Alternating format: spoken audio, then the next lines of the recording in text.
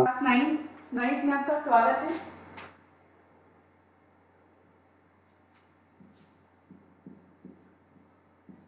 आज पढ़ेंगे अध्याय 13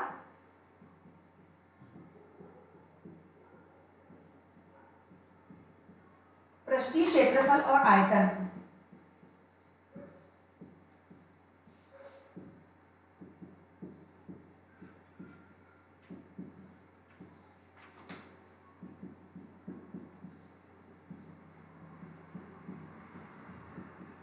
बच्चों, इसमें हमने बहुत सारी आकृतियां बनाई हुई हैं, उसके क्षेत्रफल और आयतन के बारे में अध्ययन करेंगे।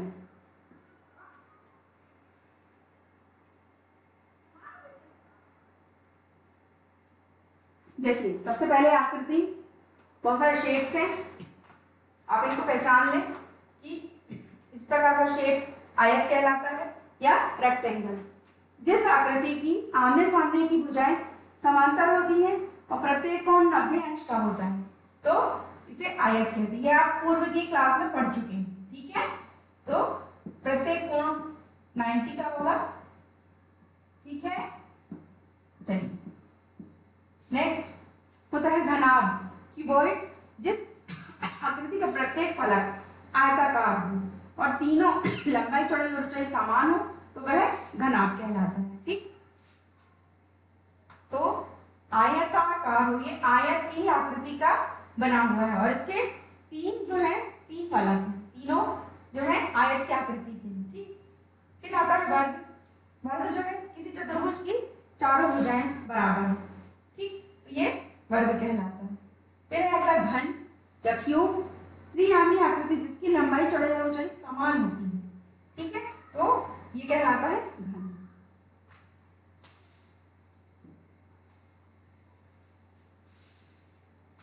ठीक इसी प्रकार त्रिभुज, ये पढ़ चुके हैं आप। ट्रायंगल, तीन सरल रेखाओं से घिरी बंद आकृति को क्या कहते हैं? त्रिभुज कहते हैं। फिर है शंकु, किसी संपूर्ण वस्तु को संपूर्ण बनाने वाली भुजा के परिधि घुमाने से बनी आकृति शंकु कहलाती है। वृत्त, वह क्षेत्र जो ऐसी रेखा से घिरा हो इसका प्रत्येक बिंदु उस क्षेत्र के मध्य बिंदु से समान अंतर पर हो, वृत्त कहलाता है। गोला, द स्फीयर, वह ठोस जिसमें केवल एक तल हो और इसके तल का प्रत्येक बिंदु एक निश्चित बिंदु से समान दूरी पर हो, गोला कहते हैं। चलिए चित्र में देखिए, आपको घनाभ के बारे में बताते हैं। पहले तो जो शेप है ये घनाभ लेते हैं, तो घनाभ की आकृति जो है वो क्या है? आयताकार।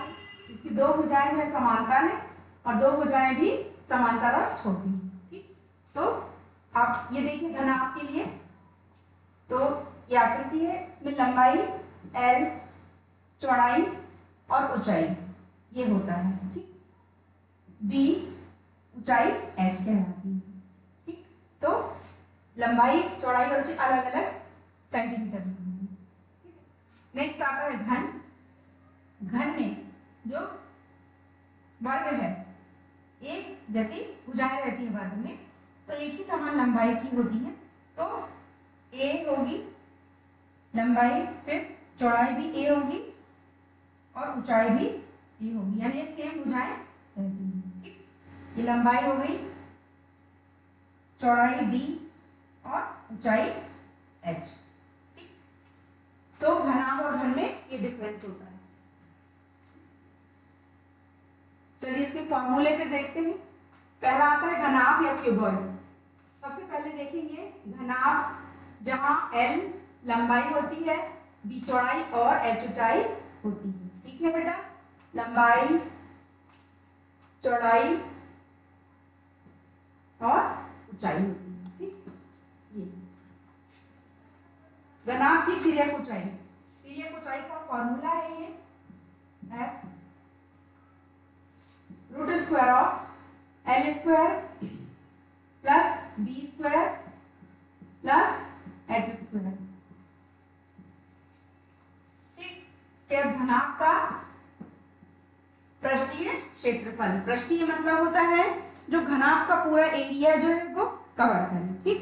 इसका होता है 2 times of LB plus BH plus यहाँ पे है फॉर्मूला घनाभ का आयतन का। आयतन यानी घनाभ जो है वो कितनी जगह घेरता है उसका एरिया प्रदर्शित करता है। L into B into H यानी लंबाई गुणा चौड़ाई गुणा ऊंचाई। ठीक, तो ये फॉर्मूले में घनाभ के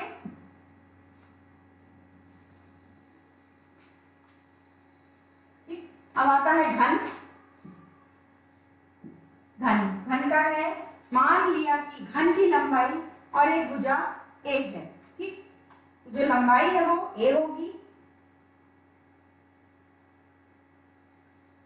क्या हो गई, a हो गई। फिर घन का आयतन यानी आयतन में a इंटू a होगा। क्या मतलब कि लंबाई गुणा चौड़ाई गुणा ऊंचाई। ठीक, तो घन में तीनों जो भुजाएं हैं वो एक जैसी होती हैं, तो आएगा क्या, a क्यूब या a की घात 3 होता है। ठीक, अगला फॉर्मूला है घन का पृष्ठीय क्षेत्रफल बराबर होता है 6a स्क्वायर वर्ग मात्रा। अगला फॉर्मूला है घन की तिर्यक ऊंचाई बराबर √3a मात्रा। तो ये घन के फॉर्मूले हुए।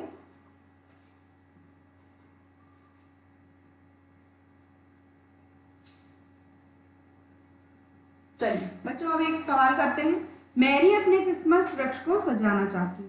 वह इस वृक्ष को लकड़ी के घनाभाकार बॉक्स पर रखना चाहती है जिसे सांता क्लॉज के चित्र के साथ एक रंगीन कागज से ढका जाना है। तो इसके लिए उसे कितना कागज खरीदना चाहिए और उपयुक्त बॉक्स की लंबाई चौड़ाई और ऊंचाई दी गई है, तो उसे 40 सेंटीमीटर भुजा वाले कागज से कितनी वर्गाकार शीटों की आवश्यकता होगी। बच्चों पहले तो जो सवाल लिखा रहता है उसमें आपको ये समझना है कि इसमें हमें कौन सा फॉर्मूला और किस के बारे में पूछा है। ठीक, तो एक शब्द आता है यहाँ पे घनाभाकार आया। ये जो घनाभाकार है इसका मतलब होता है कि आपको इसमें घनाभ का फॉर्मूला उपयोग करना है। ठीक, तो और लंबाई चौड़ाई दी गई है, लंबाई चौड़ाई और ऊंचाई। ठीक, तो सबसे पहले क्या लिखेंगे, बॉक्स की लंबाई।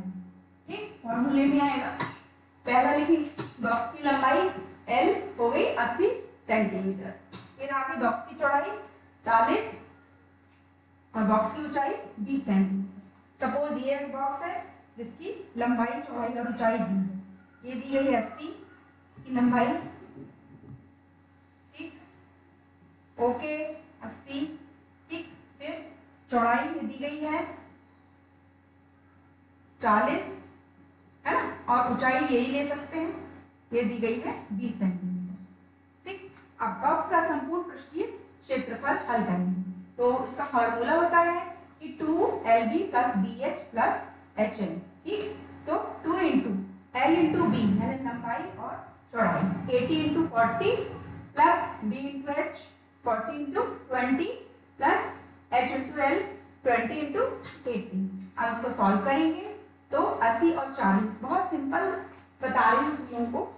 80 और 40 का जो गुणा करेंगे कैसे करेंगे, ना तो 40 का गुणा करेंगे, 2 जीरो इसमें लगाएंगे और 4 8 का गुणा करेंगे, क्या आ जाएगा ये 3200। ठीक है, इसी प्रकार 40 20 का करेंगे ये आ जाएगा 800, 4 दूनी 8 होगा। ठीक है, 8 दूनी 16 और 2 जीरो। ठीक है, ये आ गया। अब इस कोष्ठक को क्या करेंगे, हल करेंगे। हल करने के लिए कोष्ठक के अंदर धन लिखा है तो जोड़ देंगे, तीनों संख्याओं को जब जोड़ेंगे तो आ जाएगा 5600। ठीक, 5600 में 2 का गुणा करेंगे, तो बेटा 2 का गुणा करना फिर से बता रहे हैं। 56 लिखेंगे आप, क्या करेंगे 5600 लिखे हैं 2 का करेंगे, तो क्या करेंगे 0 0 और 2 का 56 जब गुणा करेंगे तो आ जाएगा, ठीक है 11200। ठीक, सेंटीमीटर स्क्वायर होगा। ठीक है,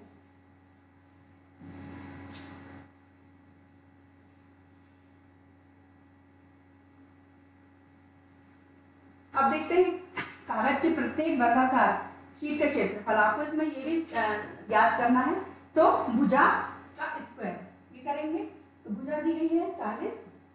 ठीक है, ठीक। तो 40 का स्क्वायर कैसे करेंगे? 40 इंटू 40।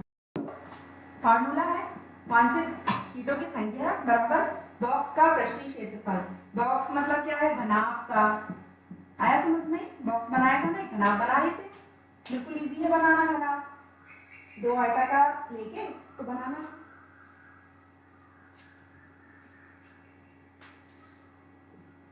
देखिए आपको बनाते हैं, बताते हैं कैसे बनाएंगे घनाभ।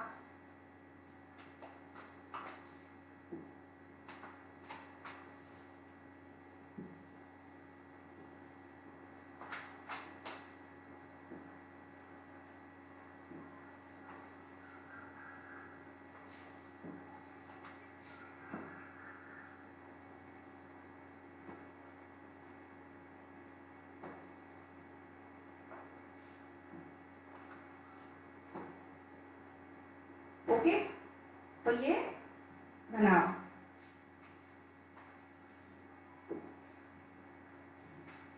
अब घनाभ का पृष्ठीय क्षेत्रफल हमने निकाला था 11,200, ठीक। और यहाँ निकाल लिया एक शीट का एरिया का, ठीक। अब इसको सॉल्व करते हैं। तो कैसे करते हैं देखिए, 2 0 2 0 कैंसिल हो गया, ठीक। अब सिंपल हो गया आपको कि 16 को क्या करना है? 1 1 2 में डिवाइड करना है, भागित करना है। तो 16 कितना बार? 7 बार होगा, यह जाएगा 1 1 12, ठीक है। तो यह जाएगा 7। तो अटल मैरी को कागज की 7 शीटों की आवश्यकता होगी, ठीक। अगला सवाल बहुत इंपॉर्टेंट है ये क्वेश्चन। किसी डिब्बे में भरा हुआ पेंट 9.375 मीटर स्क्वायर के क्षेत्रफल पर पेंट करने के लिए पर्याप्त है। इस डिब्बे के पेंट से 22.5 सेंटीमीटर गुणा 10 सेंटीमीटर गुणा 7.5 सेंटीमीटर विमाओं वाली कितनी ईंटें पेंट की जा सकती हैं? बच्चों अब आपको ये समझना है कि इसमें हमें कौन सा फॉर्मूला यूज करना है। तो अब इसमें एक शब्द आया है ईंट का, आया है। तो जो ईंट होती है, तो ईंट का जो शेप होता है वो किस प्रकार होता है आपको पता होगा। आप ईंट का शेप जो है वो आयताकार होता है कि नहीं? ईंट का इस प्रकार का शेप होता है। तो आपको इसमें घनाभ का जो है फॉर्मूला यूज करना है। तो दिया है एक ईंट की विमाएं दी गई हैं, दिए गए तीनों मान, क्षेत्रफल दिया है, आपकी क्षेत्रफल निकाला है मीटर स्क्वायर में, ठीक। तो आपको बता दें कि 1 मीटर बराबर 100 सेंटीमीटर होते हैं, ठीक। इसको सेंटीमीटर में चेंज करेंगे तो 9.375 मीटर को जब चेंज करेंगे तो ये आएगा 93750, ये सेंटीमीटर में कन्वर्ट हो जाएगा, ठीक। अब एक ईंट का पृष्ठीय क्षेत्रफल, ईंट मतलब घनाभ का, ओके। तो घनाभ का निकालेंगे तो आ जाएगा 2LB plus BH into H plus H into L। आया समझ में? ठीक। ये पृष्ठीय क्षेत्रफल का फॉर्मूला है, होता है। तो 2 और इसको सॉल्व करेंगे तो आ जाएगा यहाँ पे संख्या आएगी 225 और 7.5 और 10। इसको भी सॉल्व करेंगे। इसको सॉल्व करने के लिए आपको बताते हैं यहाँ पे इसको कैसे हल करेंगे। दशमलव को कैसे हटाएंगे? 10 गुणा 7.5 लिखा, ठीक। अब दशमलव को हटाने का तरीका क्या है देखें। दशमलव हटाते हैं तो यहाँ क्या आता है? 10 लग जाता है, ठीक। तो ये 10 और ये 10 कैंसिल होगा तो आएगा कितना? 75। आया समझ में? इसी प्रकार बाकी के भी आप को हल करनी है, ठीक। ये हो गया, ये आ जाएगा, इन को जोड़ेंगे और गुणा करेंगे तो 937.5 सेंटीमीटर का स्क्वायर आ जाएगा। अब ईंटों की संख्या बराबर डिब्बे द्वारा कुल पेंट किए जाने का क्षेत्रफल अपॉन ईंट का क्षेत्रफल, ठीक। तो हमने पहला क्या था कि क्षेत्रफल दिया गया है, सवाल में दिया गया है, हमने इसको कैसे हल किया था? सेंटीमीटर में सॉल्व किया था। तो यह जाएगा 93,750 अपॉन यह जाएगा 937.5, पृष्ठीय क्षेत्रफल जो हल किया है। ठीक, अब इसको भी सॉल्व करेंगे। तो देखिए आपको बता रहे हैं दशमलव को कैसे हटाया जाता है। ठीक है, तो देखिए आप यहाँ लिखेंगे 93750, यानी होता है 93,750 अपॉन यहाँ आ जाएगा 937.5। अब इस पॉइंट को हमें अलग करना है, तो ये अलग हो गया। ठीक, जब अलग हो जाएगा तो यहाँ पे क्या आ जाएगा 10 आ जाएगा। ठीक, एक संख्या बाद 10 हो जाएगा। अब ये संख्या हुई कितनी हुई 93 जो है 9,375। ठीक, तो अब 9,375 को इससे कैंसिल करेंगे तो क्या आ जाएगा, ये 10 आ जाएगा। 10 बार इसको इंटू हो जाएगा। ठीक, और 10 अब 10 गुणा 10 कितना होगा 100 मीटर। ठीक, क्या है समझ में बेटा, ये हो गया। तो ईंटों की संख्या जाएगी 100। ठीक,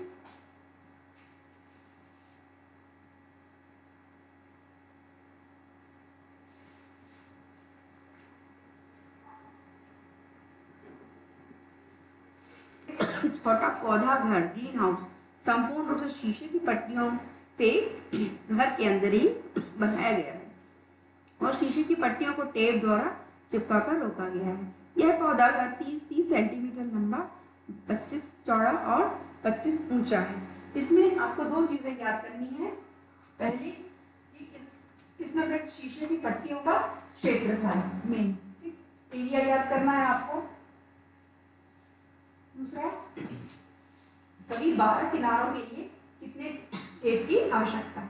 ठीक, तो हम पहला याद करेंगे पट्टियों का क्षेत्रफल। अब आप इस सवाल से अनुभव करें कि ये सवाल में आपको घन का फॉर्मूला या घनाभ का फॉर्मूला उपयोग करना है। तो जब यहाँ 30 लंबाई चौड़ाई और ऊंचाई दी गई है तो लंबाई चौड़ाई और ऊंचाई होती है घनाभ, तो घनाभ का फॉर्मूला यूज करेंगे। घनाभ को बना लेते हैं सिंपल, किसी भी शेप में और कहीं भी बन जाता है। ठीक, ये देखिए ये आपका घनाभ तैयार है। ठीक है, इसमें लंबाई चौड़ाई और ऊंचाई। हाँ, 30 जो है लंबाई हो गई, 25 चौड़ाई है और ऊंचाई जो हो गई 25 सेंटीमीटर। ठीक है, एल बी की वैल्यू और ये हुई एच की वैल्यू। ठीक, अब फॉर्मूला लगाएंगे। पौधा घर का संपूर्ण ग्रीन हाउस, यानी ग्रीन हाउस क्या है, ये घनाभ। हाँ, तो फॉर्मूला यूज करेंगे, एल बी और एच का यहाँ मान रख देंगे। ठीक, अच्छा कोष्ठक को पहले हल करते हैं तो उसका क्या करेंगे, यहाँ गुणा करेंगे। 30 गुणा 25, फिर से बताते हैं आपको। मैं बच्चों बार बार आपको इसलिए बता रही हूँ कि आपको प्रैक्टिस हो जाए कि हमें गुणा कैसे करना है। ठीक है, तो 30 और 25 का गुणा करने के लिए क्या करेंगे, देखिए 0 3 का गुणा 25 में करिए तो क्या आ जाएगा यहाँ पे 75। समझ में आ गया। इसी प्रकार 25 और 25 का करेंगे और 25 और 30 का करेंगे तो 750। ठीक, अब इस कोष्ठक को हल करेंगे तो क्या आएगा, तीनों संख्या को जोड़ेंगे। देखिए जोड़ना ही बताते हैं आपको। पहला जोड़ेंगे 750, फिर जोड़ेंगे 625, ठीक, और फिर जोड़ेंगे 750। ठीक है ना, इकाई दहाई और सैकड़ा एक जैसा लिखना है। ठीक, ये लीजिए। हाँ, इसको प्लस करेंगे तो प्लस करेंगे तो यहाँ आएगा 5।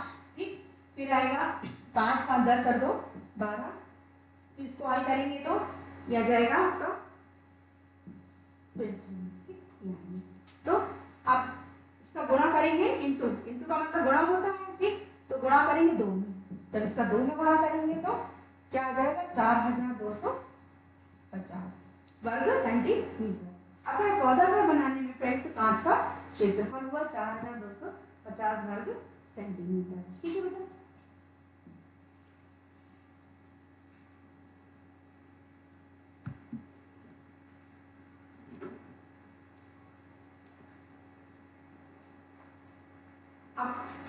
अब इसी सवाल में आपको सेकंड वाला सवाल जो है कि 12 किनारों, ये तो आपने हल कर लिया, क्षेत्रफल ज्ञात कर लिया। अब 12 किनारों के लिए कितने टेप की आवश्यकता होगी। ठीक, तो 12 किनारों में कितनी है 4 लंबाइयां, 4 चौड़ाइयां और 4 ऊंचाइयां होती हैं। ठीक है, तो सभी किनारों की माप 12 किनारों में